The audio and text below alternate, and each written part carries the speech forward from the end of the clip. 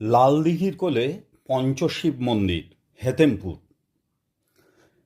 আগেও বলেছি, আবারও বলছি, যে কোনো প্রান্ত থেকে সিউড়িগামী বাসে হেতেমপুর আসা যায়, কিংবা দূরপাল্লার যে বাসগুলি মালদা, বহরমপুর, ওমরপুর যাচ্ছে সেই বাসেও হেতেমপুর আসা যায়।